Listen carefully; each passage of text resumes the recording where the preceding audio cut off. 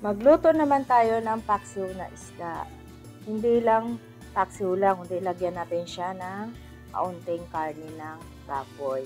Una kong ginawa rito, hinugasan ko muna ng isda at karne ng baboy. And then, naghiwa ako ng sibuyas.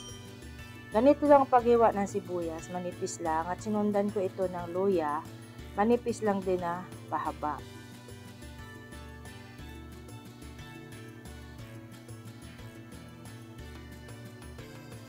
And then, sunod natin na hiwain ay dikdikin muna natin yung bawang. Saka natin ito hiwain ng maliliit. I-dice lang natin yung bawang. Sumunod ay sili na green. Pwede rin lagyan nyo ng sili labuyo kung gusto nyo medyo may pitik-pitik ng anghang. And then, sa isang kawali ay nilagay ko ang karne ng baboy. I-mix lang natin ito ng pagganito hanggang sa ito ay magkulay brown. And then, pag kulay brown na yung baboy, hatiin natin ito sa dalawa. Itabi-tabi lang natin yung kalahati and then igisa na natin ang luya.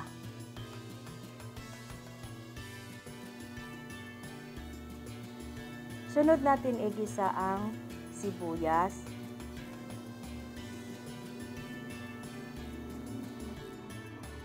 Then, panghuli ay ang bawang.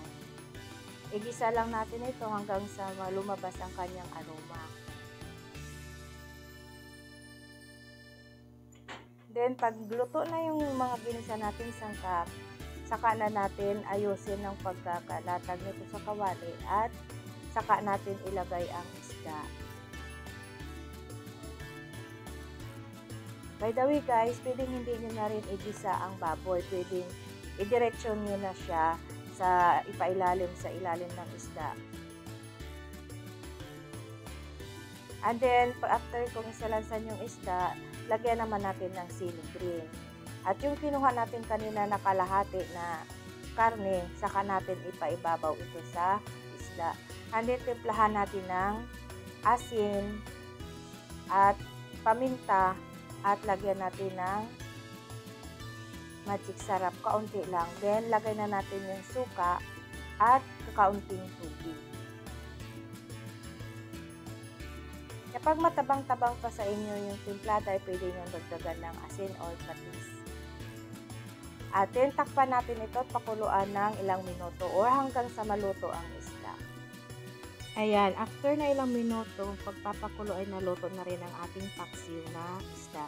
Kung bago ka pa lang sa aking channel, ay huwag mong kalimutan i-like, i-share, at i-subscribe ang aking YouTube channel for more updates. Thank you! Happy cooking!